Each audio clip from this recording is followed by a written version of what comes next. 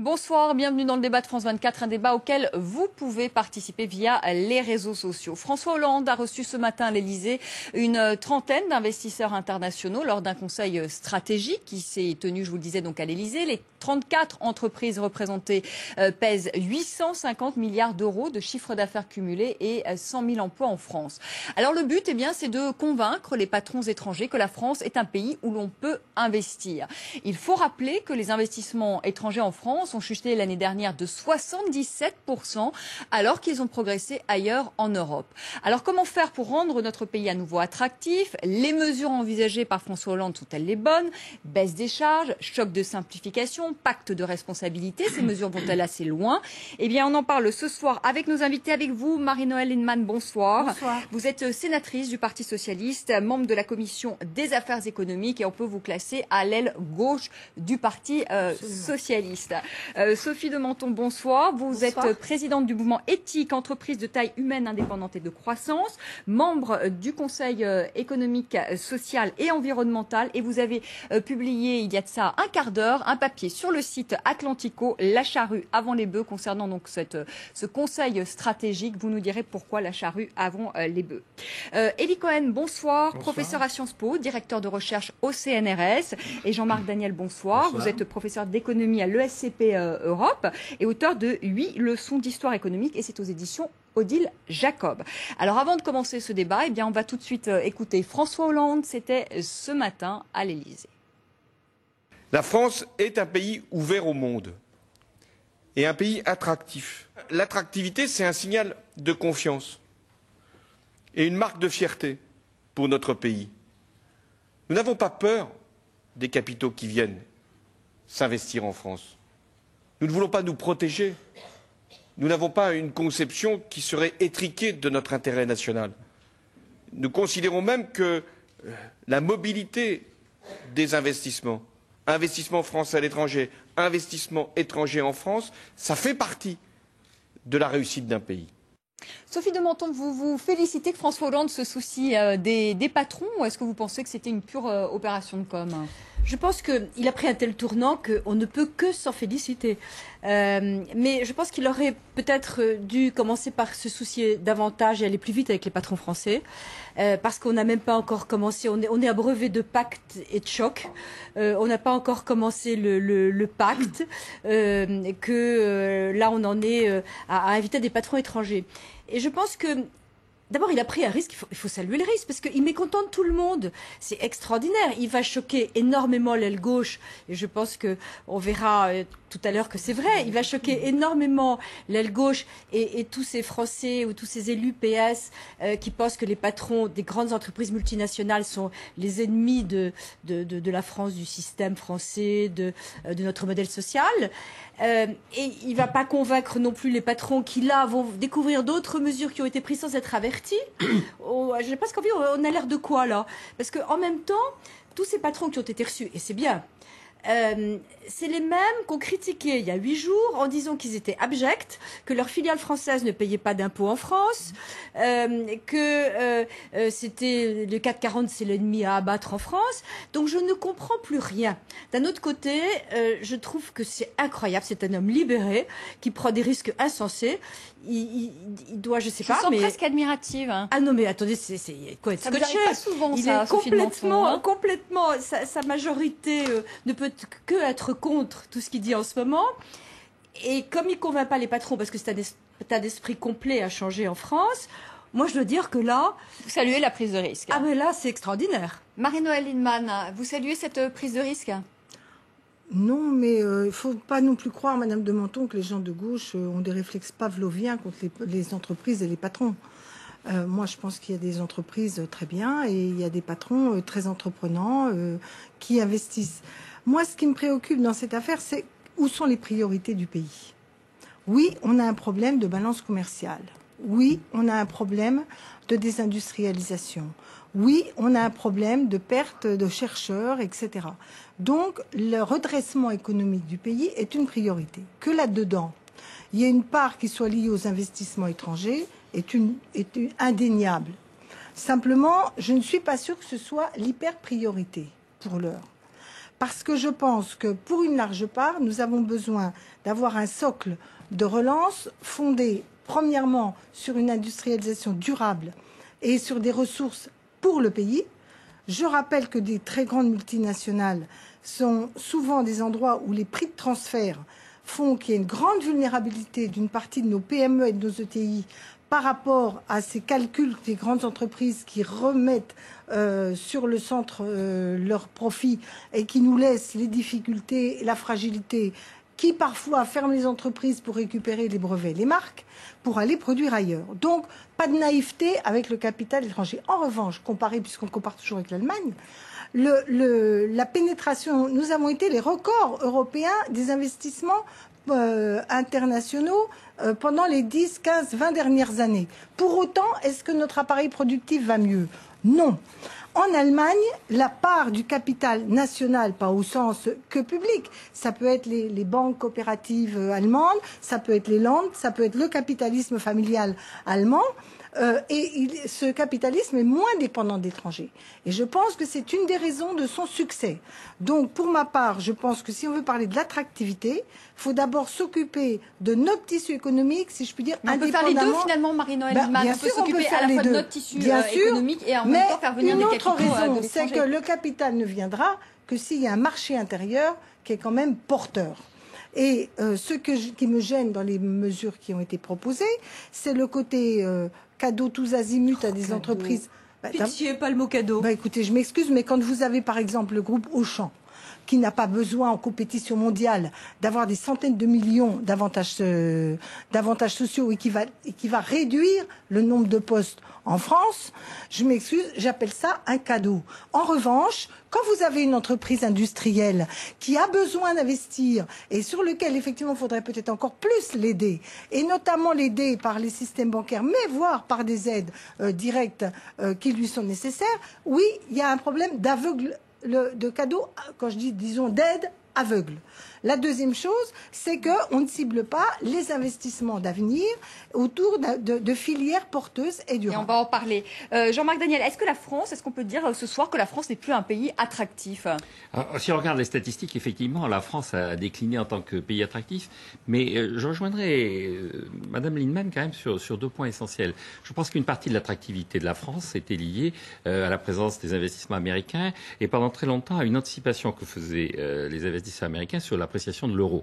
En fait, quand on achetait des investissements en France, on achetait aussi la politique monétaire de M. Draghi. Or, cette politique monétaire de M. Draghi, on la retrouve en Italie et on la retrouve maintenant en Allemagne. Et donc, il y a un des aspects qui est en train de se défaire. C'est-à-dire que la dimension politique monétaire, finalement, on la partage avec d'autres pays. La deuxième remarque que je ferai, effectivement, et là aussi je rejoindrai Mme Lienemann, c'est-à-dire je pense que ce qui manque en France, c'est de l'investissement.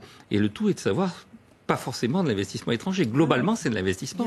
Et donc, pourquoi est-ce qu'on manque d'investissement? Parce qu'on manque effectivement à la fois du respect des entrepreneurs, c'est-à-dire que les entrepreneurs ne sont pas récompensés à hauteur de ce qu'ils devraient l'être, donc ils s'en vont. Donc avant de faire venir des étrangers, il faudrait commencer par regarder... S'occuper des patrons français, c'est ce que disait patrons français. Et deuxièmement, je pense qu'on manque d'épargne. Alors, il y a une vision dans laquelle le français est supposé être très épargnant, mais quand on est dans un pays qui a un déficit de balance des paiements courants, c'est-à-dire que c'est un pays qui manque d'épargne. C'est-à-dire qu'on a un secteur privé qui est relativement épargnant, mais un secteur public qui détourne une partie de l'épargne pour financer le déficit public. Et donc, si fondamentalement il y avait quelque chose à faire pour relancer, redynamiser l'économie française, plutôt que d'aller chercher de l'épargne à l'étranger, des investissements étrangers, il vaut mieux essayer de réorienter l'épargne nationale vers les investissements français, les investisseurs français. Toute dernière remarque, on compare en général des pays qui ne sont pas comparables. Concrètement, quand vous êtes un pays émergent, en allant chercher des investisseurs étrangers, vous allez chercher un savoir-faire. La France est quand même censée être à la pointe des savoir-faire. Nos ingénieurs s'expatrient aux États-Unis. Donc, c'est pas des savoir-faire que l'on a à chercher, c'est de dire que restez, on vous a formé, ça a coûté cher. Encore une fois, former un étudiant français, ça coûte cher. Mais c'est intéressant parce que vous n'êtes pas du même bord, politique, vous êtes plutôt libéral et Marie-Noëlle Lienemann est plutôt à l'aile gauche de la gauche et vous vous rejoignez. Élie Cohen, est-ce que vous pensez qu'en effet la priorité, c'était pas les patrons étrangers, mais peut-être d'abord s'occuper de nos entreprises françaises et de notre système, notre tissu productif? Je crois d'abord que ce débat est d'une incroyable confusion. Il faut rappeler 2 ou 3 choses importantes. La première, c'est que la France est un exportateur de capitaux net et depuis très longtemps. J'ai fait un petit calcul tout à l'heure en m'amusant. Depuis 1999, nous avons exporté plus de capitaux que nous n'avons reçus à hauteur de 460 milliards d'euros. Bon. Donc nous sommes des exportateurs de capitaux. Est-ce que c'est une mauvaise nouvelle ? Pas nécessairement, parce qu'on est en même temps un pays qui a beaucoup de grands groupes industriels, et l'expansion des grands groupes industriels français à l'étranger passe, bien sûr, par des exportations de capitaux. Ça, c'est la première chose. Donc, on est en train de parler des dernières nouvelles de l'année 2013, où il y a eu une décrue des flux d'investissement direct en France. Il faut savoir que nous exportons beaucoup plus de capitaux que nous n'en recevons. C'est la première chose. Deuxièmement, depuis 10-15 ans, on se vante injustement en disant que la France est la deuxième destination en Europe pour les flux d'investissement étrangers. Nous ne sommes dépassés que par l'Angleterre. Là aussi, c'est complètement trompeur et je n'ai pas cessé de le répéter. Quand on regarde les chiffres, en fait, c'est souvent des rachats d'entreprises françaises, de flux de distribution ou autres qui expliquent ces mouvements de capitaux, ou ce sont des mouvements de trésorerie entre multinationales et leurs filiales. Ce qui relève de la création nette de richesse, c'est-à-dire d'établissements productifs en France, est très faible. Enfin, troisièmement, sur les 10 dernières années, il est vrai que quand on raisonne en termes d'investissements nouveaux, d'établissements de production, la France, qui faisait 2 fois plus que l'Allemagne il y a 10 ans, fait 50% de moins maintenant. Et donc ça doit nous alarmer, parce que dans la période récente, la France devient un site moins attractif pour des investissements de production que l'Allemagne, ce qui n'était pas le cas il y a 10 ans. Et donc on peut peut-être se demander pourquoi il y a eu cette dégradation sur les 12 dernières années. Est-ce que vous ne croyez pas qu'il y a finalement un mot tabou, et c'est pour ça que les entrepreneurs, de base, même de terrain, ceux qui investissent dans l'entreprise d'à côté, l'épargne de proximité, etc., le mot tabou, détesté, c'est le dividende.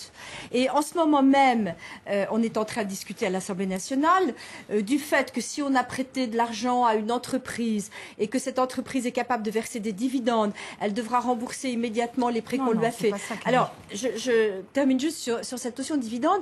Il y a une espèce d'idéologie contre l'actionnaire, contre le dividende, qui serait celui qui ruine les pauvres, en gros. Donc cette opposition entre le dividende et le travail est terrible en France, et je pense qu'il faut absolument résoudre ce problème. Je crois que ils sont taxés un maximum, et donc finalement... Ce qui freine, vous pensez, les entreprises étrangères à venir s'installer ici? Non, certainement pas. Je pense que, en tout cas, encore une fois, c'est un état d'esprit complet. Donc oui, je pense que effectivement. Alors maintenant, si c'est pour acheter des entreprises françaises, c'est pas terrible qu'ils viennent non plus. Voilà, ça dépend ce qu'on appelle investir.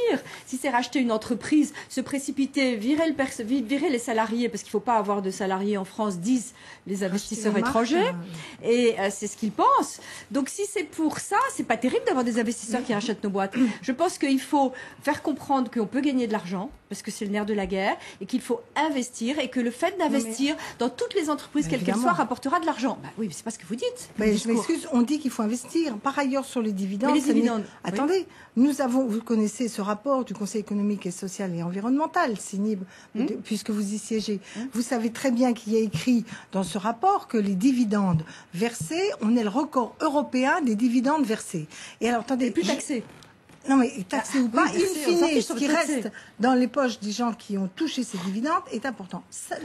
Attendez, 30 secondes, sauf qu'on veut nous faire confondre tout. Où sont les dividendes? C'est là le problème. C'est que vous avez raison, c'est que toute une série de PME et de TPE ont un niveau de dividende qui n'a absolument rien de scandaleux quand vous prenez la petite entreprise. Sauf qu'il y a toute une série d'entreprises, et on voit où sont captés les dividendes, c'est les grandes multinationales, le CAC 40 et autres. Et là, c'est là... Certes, mais le CAC 40, on en est fiers. Vous voyez tout de suite, attendez, c'est extraordinaire. On a des investisseurs étrangers et on tape sur notre CAC 40. Mais je ne tape pas sur le CAC 40, je dis que leur juste contribution... ils ont pris pied en France. Quand vous prenez un groupe comme L'Oréal, quand vous regardez l'évaporation fiscale qui est faite par les prix de transfert et qui ne va que très peu investir en France, ou quand vous prenez Colgate-Palmolive, dont l'essentiel va remonter en Suisse, et que, in fine, on sert les salaires, les profits réinvestis, in fine, pour tout remonter. Je ne dis pas qu'il n'y a pas de dividendes en France, mais je vous donne des exemples d'entreprises qui ne touchent pas de dividendes. Le groupe Accom est une coopérative. C'est une des plus grandes entreprises mondiales de fils sous-marins et tous les câbles sous-marins et les câbles du haut débit. L'entreprise Accom est une coopérative qui ne distribue pas de dividendes. Elle est hyper performante. Donc ce n'est pas la question des dividendes. Ce qui est la cause. Et là, Monsieur Cohen, je pense qu'il faut qu'on mérite de réfléchir à ce que vous dites. Moi, j'ai une thèse, c'est que nous avons privatisé en France toute une série d'armatures historiques de notre économie. Et que pendant toute une période, notamment en pleine période de financiarisation, ces entreprises ont été rachetées au pire moment, puisque c'était au moment où il y avait la volonté de faire du cash. Et ça a accentué les délocalisations, ça a donné des flux artificiels de placement en France. Et la réalité, c'est que notre tissu économique était pillé. Ouais, moi, je voudrais qu'on revienne quand même savoir si, justement, ces investissements étrangers, est-ce qu'on n'a pas aujourd'hui moins d'investisseurs parce qu'il y a une fiscalité quand même. Et c'est ça quand même le fond aussi du problème, c'est-à-dire qu'il est complètement instable. On prend par exemple le cas de l'hôtellerie. Dans la TVA de l'hôtellerie, on est passé de 19,6, on passe à 5,5, on est aujourd'hui à 10% parce que Eli Cohen, il y a 3000 pages dans le Code du travail, parce qu'il y a une réglementation. Est-ce qu'il ne faut pas plus assouplir tout ça? Et finalement, est-ce que François Hollande ne va pas dans ce sens-là? Parce que parler des entreprises étrangères, c'est aussi parler des entreprises françaises. Oui, mais si vous voulez, on vient d'avoir un débat important parce que c'est là que se loge la question française, si vous voulez. Nous avons des taux de marge des entreprises qui s'effondrent. Donc la France est un pays où l'activité industrielle, par exemple, n'est pas rentable. Et donc les gens n'investissent pas. En même temps, Madame Lienemann a tout à fait raison, la France est un pays qui distribue beaucoup de dividendes. Et si on regarde sur les 15 dernières années, la part des dividendes dans la valeur ajoutée a pratiquement triplé. Donc on distribue aux États-Unis, les entreprises, elles versent aussi beaucoup de dividendes. Et alors comment on réconcilie les deux? Eh bien, il se trouve que 46% de la capitalisation du CAC 40 est contrôlée par des investisseurs étrangers. Donc nous sommes dans une situation où nous avons des marges faibles, nous générons beaucoup de dividendes, mais les Français ne bénéficient même pas de ces dividendes. Et donc vous voyez la difficulté dans laquelle on est. Maintenant, je reviens à votre question. On n'attrape pas les mouches avec du vinaigre. Comment? Mais je reviens maintenant. Je reviens maintenant. Je reviens maintenant à votre question. Vous avez tout à fait raison. L'attractivité de la France s'est dégradée au cours des dernières années. Est-ce qu'elle s'est dégradée à cause de mesures objectives prises? Non. Au cours des dernières années, on a pris plutôt des mesures qui allait dans le bon sens. Ça a été rappelé tout à l'heure. Par contre, vous avez raison, l'instabilité des règles est quelque chose qui est absolument insupportable. Instabilité des règles juridiques, instabilité des règles fiscales, instabilité des règles sociales, c'est ce charivari permanent qui fait que la vision est totalement brouillée. Et puis j'ajouterai un autre élément. Le gouvernement actuel est dans une situation assez curieuse. Le discours de Hollande, tout le monde achète actuellement. Et tout le monde est émerveillé par sa conversion. Mais il n'y a pas que ça. Il y a en même temps toute une autre série d'autres signaux qui sont plus négatifs. Oui. Et c'est cette contradiction et cette instabilité qui, à mon avis, sont à la base du problème. Alors, on va en parler de ces signaux contradictoires. On se retrouve dans un instant pour la seconde partie de notre débat. À tout de suite.